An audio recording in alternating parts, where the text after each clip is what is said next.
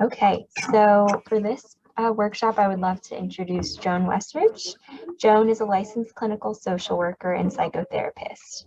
At HSS, Ms. Westridge is a social work coordinator of the Early Arthritis Initiative, a unique support and education program for people with early rheumatoid arthritis and other forms of inflammatory arthritis. As an active researcher, her current focus is on the experience of people with inflammatory arthritis in the realm of work.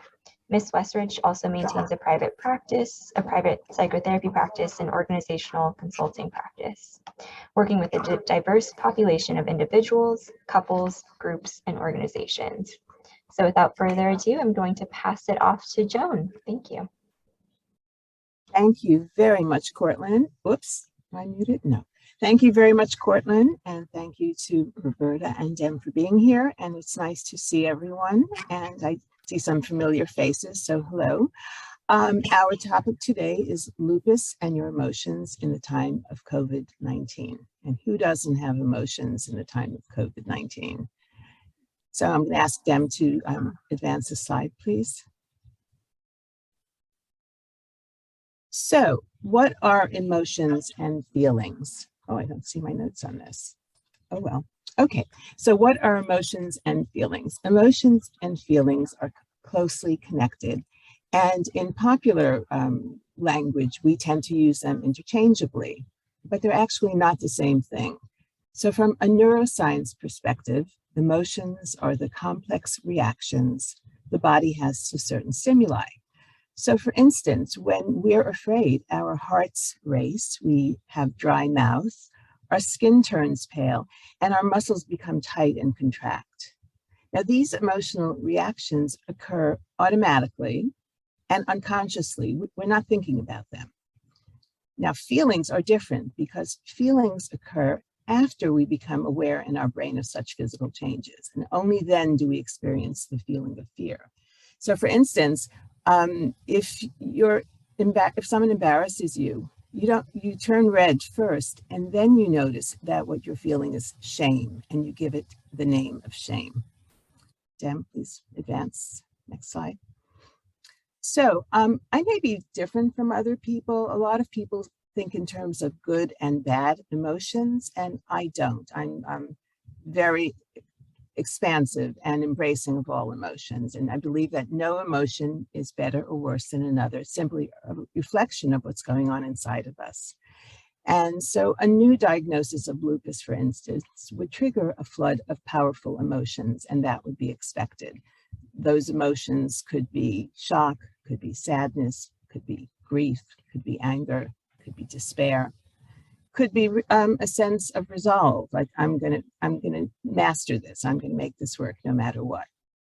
And for those people living with lupus, managing and coping with the illness may also at different points trigger a range of emotions. So again, from my perspective, emotions exist on a continuum, and they're different for different people. You know, some people may have the capacity for tremendous loving feelings and lustful feelings, and others may be more tamped down. And the same thing on the other end of the spectrum. Sometimes people are angry and others are in a rage over the same situation. So emotions exist on a continuum and in a full palette of colors and intensities. Next slide, please. Emotions and behavior are bidirectional, meaning they go both ways and influence one another. And you can think in terms of when you experience pain, fatigue, or flares. In most people, it would probably bring up some kind of emotion. Could be disappointment, could be sadness, right? Someone has made a plan with friends to go to have dinner, and then one may have too much pain or fatigue and has to cancel. So, and also the medications that one takes for lupus and other illnesses may include mood swings such as depression, anxiety, jitteriness, fatigue, a low level of interest. So at the same time, our lifestyle choices have an impact on our emotions. you know, we all hear about sleep hygiene, that's a really good thing to do, and eating well and exercising. These are all really good, not just because you look good, but because they have an impact on your psychological and emotional state. If one is chronically sleep deprived, my guess is that person is going to be irritable, and perhaps their concentration won't be as good as it should be. And again, our emotions have an impact on treatment adherence. So if someone is feeling despairing, if the first medication wasn't effective or it's no longer working and one has to change, sometimes people become despairing, of kind of a feeling of helplessness or hopelessness, and don't follow the healthcare team's guidance. So again, our behaviors and our emotions are bidirectional. And so one really important aspect, one important buffering, when I say buffering, I mean kind of smoothing out the rough edges for all of us, our relationships, are good relationships and good support. And I would encourage everyone in this time of pandemic and we coming out of real serious isolation to enhance the supportive relationships in your life, because they will improve your emotional state. Next, please. So stress, you know it when you feel it. And I think we feel it a lot lately. And in simple terms, stress is when events and feelings place physical and psychological demands on us. And it's how our body and mind reacts when the demands of life seem greater than we can handle. So with the 2+ years of COVID-19, there has been a pileup of stress, no matter who you are, no matter what your life situation is or circumstances. And I'm assuming that this sounds familiar to most of you. Deb, next slide. So stressors of a chronic illness. We all know that coping with a chronic illness is stressful. I mentioned before, as you all know, the unpredictability of illness, flares, and remissions. And when one is chronically stressed out, one can feel exhausted all the time. The stress can build so much that it becomes, clinically important, and it can become anxiety. Often people, when they have too much stress, feel anxiety about the future, and it has an impact on rational thought. So the stresses of chronic illness also include feelings of sadness, loss, grief, and despair, because the world has changed for a person. At the same time, the world has changed for everyone right now with COVID-19, and that's compounded by the need that we all had earlier, especially to isolate. And that isolation has caused another kind of a pandemic of loneliness for many, many people. And also a sense of grief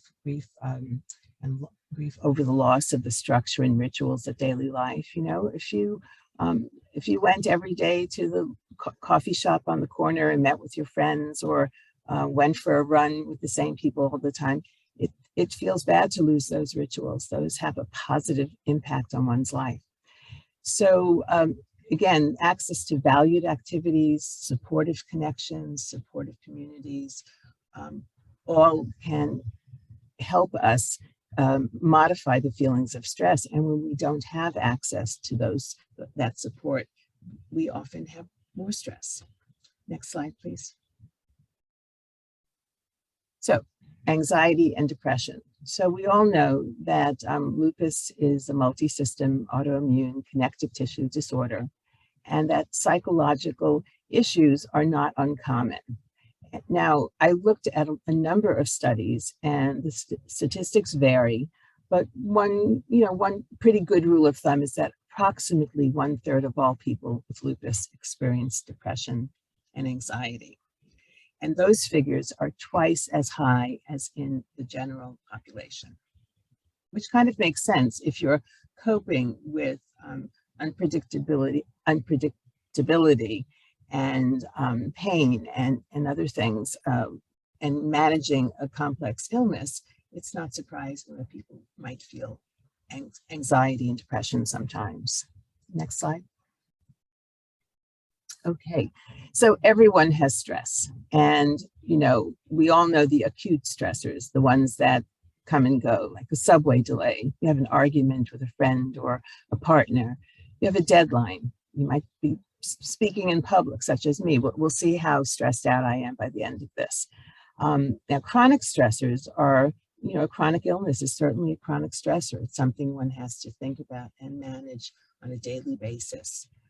Job dissatisfaction, you may be the sole support of your family members, and you may work in a job that is unsatisfying, difficult, hard to get to, issues with management, and you feel, and if you need that job badly enough, as many people do, you're going to feel stuck, and often that increases one's feelings of stress and also depression. Certainly, financial concerns and worries are very chronic stressors for many people in our society. Financial worries, housing instability, food instability. And, people who experience it know it, but discrimination is a daily insidious stressor. And it's coming to the fore in the popular, media and in popular culture, that people are becoming more aware of that, even if they're not from a community that is discriminated against. And certainly violence of any kind, living in a neighborhood that's unsafe, living with an abusive partner, all of these things constitute chronic stressors. Next slide, please. So with any chronic illness, the impact of stress, just spans across multiple areas of life. And, in certain uncertainty and unpredictability in one area has an impact on another. And one feels like they have less control over their lives. When one is stressed out, it may have an impact on your ability to function at work, to concentrate, and to perform your job adequately. Another stressor that people don't always think about is the shift in roles. If you've always been the caretaker in your family, it can feel very undermining and stressful to suddenly be in a position where you might need some help sometimes. But of course, we all need help sometimes. Stress, having a chronic illness can have an impact on our personal relationships, where things may have seemed very positive in the relationship, but now that one has an illness and is coping with it and managing it, you may feel that your partner or family members are not as supportive as you would like them to be. And certainly all of these issues have an impact on one's sense of self-esteem and identity. Who am I? Who am I now? Who am I in the world? And I know that many of you have had lupus for many years, so you've had an opportunity to work through all of this, but certainly in the early stages, one's sense of self and identity, those are very prominent issues for people. Next slide, please. So stress and lupus. I keep saying so, I'm not really sure why. I don't think it's stress, but we'll see. So stress and lupus during COVID-19. In this period, the past 5 or 6 years, we in this society and every place else, but we'll just talk about us, have experienced a cascade of stressors, of crises, of pandemics. There's COVID-19, there's unbelievable global conflict, political conflict in this country. We've had racial discord and violent actions toward innocent young people and toward innocent people. Environmental concerns, we're finally accepting on a societal basis that the world we live in we're turning it into a garbage pail. And then of course the financial security, financial inequality. And lately, in the news, there's a lot about increase in crime.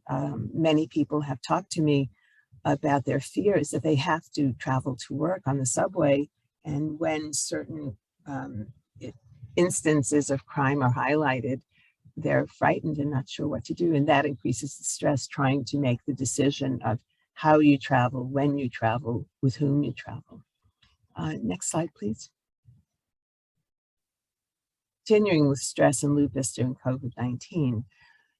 For people who are immunocompromised and concerned about their personal safety, COVID-19 has been so stressful. You know, in my group, in the early stages, many of my group members were very frightened to do anything, leave the house at all. And over time, they've gotten the vaccines and boosters, and learned about masks and safety measures. But it's really an extra stressful time for people who are dealing with a chronic illness.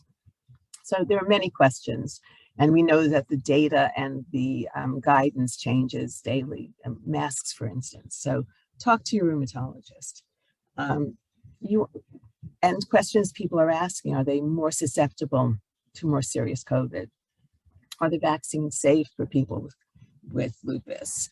What about, people who postpone medical appointments? What impact does that have on their health and their stress? And also there's the difficulty in securing medical appointments. I don't know about you, but I've had trouble making appointments with physicians because they're just so overwhelmed with people who weren't able to see them for many, many months. Next slide, please. So we've talked enough about stress for a few seconds, and we're going to do a de-stressing exercise. It's a conscious yawning exercise that I like to call Beyonce. I'm not kidding. I'm the only one who laughs at this, but I think it's funny. And this was popularized by a neuroscientist who's also a physician and an author named Andrew Newberg. And he endorses yawning as a powerful tool. From a neuroscience aspect, he says and other people have said as well, that yawning reduces stress, increases relaxation, and promotes alertness and cognitive awareness, the ability to understand things. So I can't see you all, but we're all going to yawn together. We're going to yawn 5 or 6 times. And if you're unable to yawn, if it seems hard, just fake it. So all together now, we're going to yawn.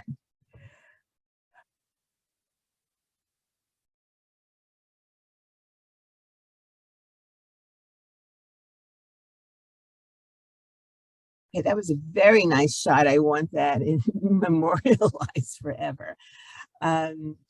So I'm curious, I don't know if we have a chat box. Oh, we do. Does anyone feel a little less stressed out or feel a little more relaxed? Cortland, can you check and see if anyone has any feelings about this? And someone else is suggesting that yawning and stretching out your arms together is relaxing. So there are very, very simple ways to reduce stress just a little in the moment. Next slide, please. And someone else is saying almost like a reset of breath. Yeah, I think later I'm going to be talking a little bit about a micro reset. So yes, it definitely is a reset. But woke someone else up. Oh, that's great. So that's a very portable exercise you can do for yourself. Maybe not on the bus, but you can do it anywhere else. So now we're going to talk just a little bit about depression. And again, this is another study and slightly different statistics than than the previous one. But depression is the most frequently reported mental health concern in people living with lupus. And so depression, is also is on a continuum. So if you're experiencing little interest or pleasure in activities you used to enjoy and are feeling down, depressed, or hopeless. Deb, next slide, please. You may be depressed, right? So those 2 questions are diagnostic questions that one doesn't have to be a mental health professional to ask. And from there, a doctor or another practitioner could go on and ask, is there a change in your mood? And how long has that been? And most of the criteria talk about just a couple of weeks, but in general, I would say if for 6 weeks one has been feeling this way, change in mood, feeling down, and it's lasted, pretty much every day for many weeks, it's time. Next slide, please. And if you're feeling bad about yourself, guilty, hopeless, and certainly having thoughts of hurting oneself, suicidal thoughts, fantasy of hurting oneself, the idea that my family would be better off if I were gone, what's the point of living? Or if one has a plan, talk to your rheumatologist, social worker, nurse, ask for a referral to a mental health specialist. And in this period, we know that the impact on everyone's mental health has been so extreme. So, as I always say, if I were a baker, I would be endorsing cookies. But as a social worker and a psychotherapist, I highly endorse support groups, counseling, psychotherapy, whatever you can access, because we all need help sometimes. Next slide, please. So other symptoms of depression that are not, cause for alarm, or, if you're feeling kind of restless, tired, and run down. And with sleeping, some people think depressed people sleep all the time, but they may have trouble falling asleep or staying asleep, as well as sleeping too much. And the same goes for appetite. One can either overeat or undereat, and both are worth noting. And if it goes on for too long, then it's worth seeing someone. And also difficulty concentrating. Next slide, please. So now we're going to talk about languishing. So languishing, it isn't burnout because you still have energy. And it's not depression because you don't have that really essential feeling of feeling hopeless. But it's just this kind of joyless, aimless state. So what is this state? This state is called languishing. It's a sense of stagnation and emptiness. It feels as if you're muddling through your life through a foggy windshield. And this was written in an article in the New York Times in 2021 by an organizational psychologist named Adam Grant. And this was the most read article in the New York Times in the year 2021. It was the most accessed. So that tells you that many people had questions about what they were living through and whether what they were living through is called languishing. Next slide, please.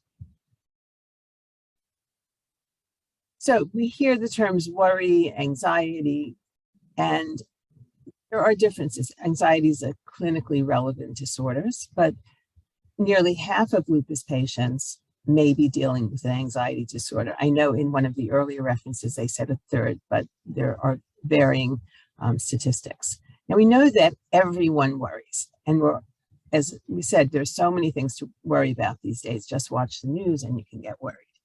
But if you're worried most of the time, every day, and if it affects your ability to function in, your responsibilities at home, at work, with family, self-care, it may be clinically relevant anxiety, meaning it might be worth seeing someone. Dem, next slide, please. So what is anxiety? Anxiety, the shorthand version is that it's dreading that the worst thing will happen. Now, some of the manifestations of anxiety, you might have sweaty hands, an upset stomach, shortness of breath, heart palpitations, could feel overwhelmed, difficulty concentrating. Many people, when they're anxious, they have a deadline or paper to write and are so anxious and that they just can't concentrate. They lose their memory and feel that their mind has gone blank. But I think it's essential to remember that the feelings of anxiety and stress and worry and calm can coexist. Many people are not anxious in every realm of their life. So someone before mentioned a reset. So one exercise we learned about recently was from an NYU clinician named Reggie Matthew, and she talked about doing a micro reset. And again, this is a portable tool that anyone can use anywhere and anytime, and it's much more discreet than yawning in public. So the next time you notice anxiety, that you're feeling anxious, take a deep breath, activate calm. Do this with your eyes closed or open, and you can do it anytime you need to reset. And there are many ways to do a micro reset, not only with breathing, although breathing is an excellent way. You can, some people, when they're going to bed at night, they might jot down some thoughts of gratitude before they sleep. One might listen to music or hug a baby. Next slide, please. Okay, so chronic stress, anxiety, and depression. Chronic stress, that means stress that you feel most of the time because of the situation in life, or because of your own internal makeup and the way you deal with stressors. Chronic stress may demand repeated bursts of vigilance. And by vigilance, meaning, you know, if you're in a neighborhood where you hear gunshots all the time, when you walk down a street that's safe, but a car backs up, one is going to have that same startle response. In other words, vigilance may become overgeneralized, leads to being on guard, even in the absence of the stressor. Now, I know most people have heard about the fight or flight response.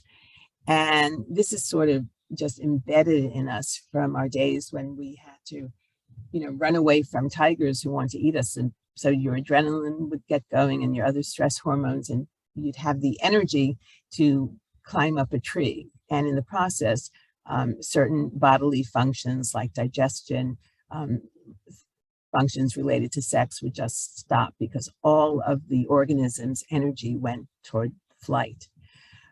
But what happens when the stressor becomes overgeneralized, for instance, if your tiger is every time you're late, or every time there's a deadline, or every time there's a conflict with a friend, if it becomes generalized then one may have entered the realm of anxiety.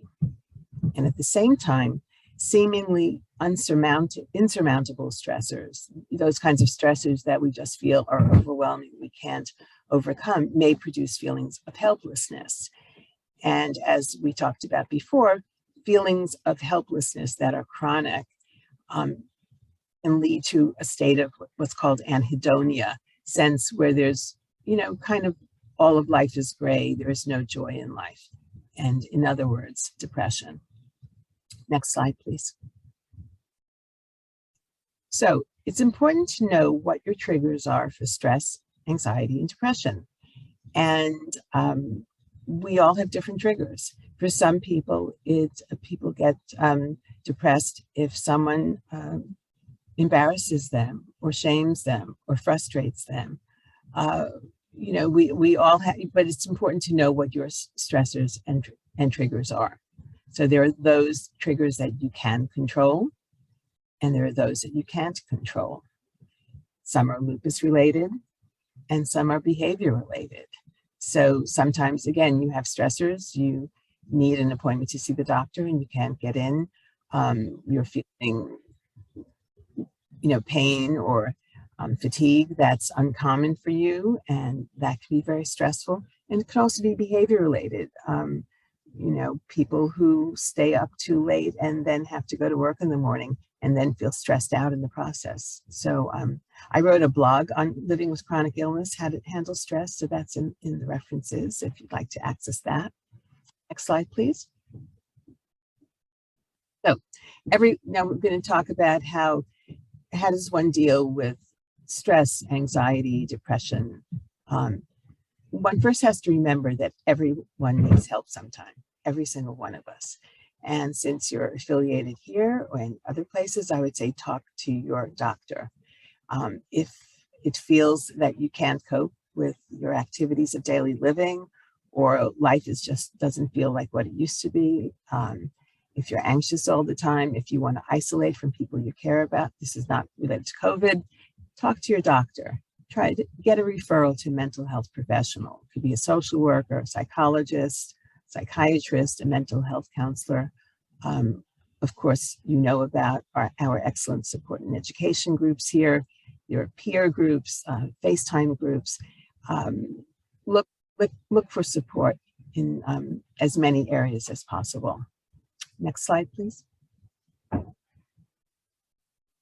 Okay, so I anticipated the slide. So reach out to family, and reach out to the family people that you can depend on, not the ones you'd like to depend on. Friends, colleagues. Many people derive sustenance and calm from their participation in their religious and spiritual communities. Support groups as well, and Facebook groups. I just spoke to someone yesterday who is on a Facebook group page of, group of 5,000 people with rheumatoid arthritis. So, and he finds great comfort from that. That's pretty big, but that's the roster, and he finds it incredibly supportive, to know that there are people out there who know how he feels.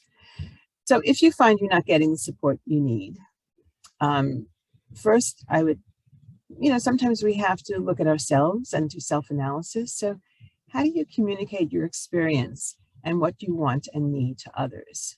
Do you say it in such self-deprecating terms that people don't get that you're really asking for help? So that's an important question. And what may be your barriers to getting the support you need? And I just flicked at that a moment ago.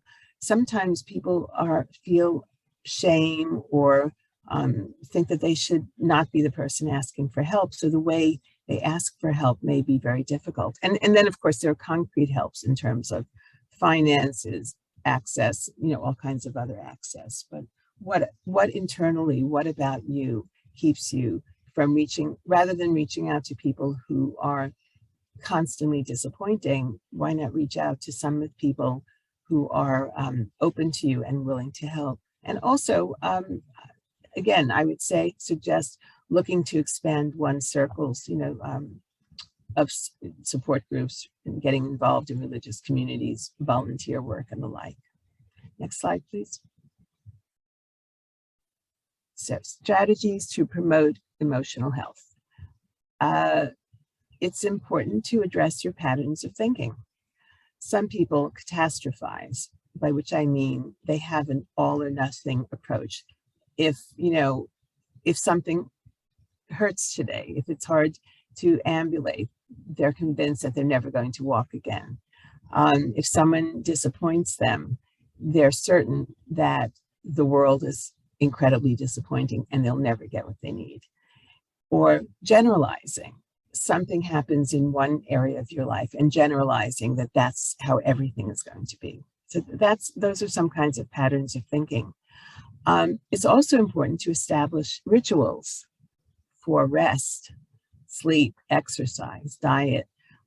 Some of us work a lot and eat and sleep at all different hours, but all of the studies show that establishing rituals for sleep hygiene and exercise and diet are very, very helpful in reducing stress and anxiety and depression, and just improving your joy in life. So, and actively partner with your healthcare team. That's essential. Reach out to your nurse, your social worker, your physician, your rheumatologist, your gynecologist, whomever, to ask your questions and partner with them and become knowledgeable about your illness so that you can make informed choices. And I know some of the people in the room today, and I know that you're very knowledgeable about so in order to manage stress, we mentioned some of these before. Exercise is great, and it doesn't have to be excessive exercise. It can be walking 10 minutes a day. Breath work. I think I do have, we have an exercise from Dr. Andrew Weil on 4-7-8 breathing. Also meditation, all kinds of meditation. There are apps, there are free apps. COVID Coach, which is an app from the VA, the Veterans Administration. There are just lots of things. You can look them up. It's very accessible now. Yoga, Tai Chi are very helpful in managing stress. And then there's the interrelations with other people. Help someone, volunteer if you like, if you choose to, and if you can. Again, I'm a fan of hugging a baby or a puppy. Engage in hobbies that you enjoy. I mean, I know people who've crocheted up a storm during COVID-19, and participate in joyful activities that are joyful to you. Slide, please. So here we are. So Dr. Wiles, and this is, I don't think he developed it, but he's popularized it. It's what I call a real world strategy. And it's called 4-7-8 breathing, because it has to do with the counts of the exercise. And if you find that holding your breath for 4, 7, or 8 counts or seconds is too stressful, make it 1, 2, 4 breathing, right? So the way you're going to do it is you place your tongue on the roof of your mouth, behind your teeth, like touching your teeth, and you exhale through your mouth. You try to expel all of the air. So, and you close your mouth, inhaling through your nose to a count of 4. Then hold your breath for a count of 7. And again, 7 may be difficult for people, so do it for 3, whatever you can do. So you hold your breath for a count of 7, and then exhale completely through your mouth, making a whoosh sound to a count of 8. So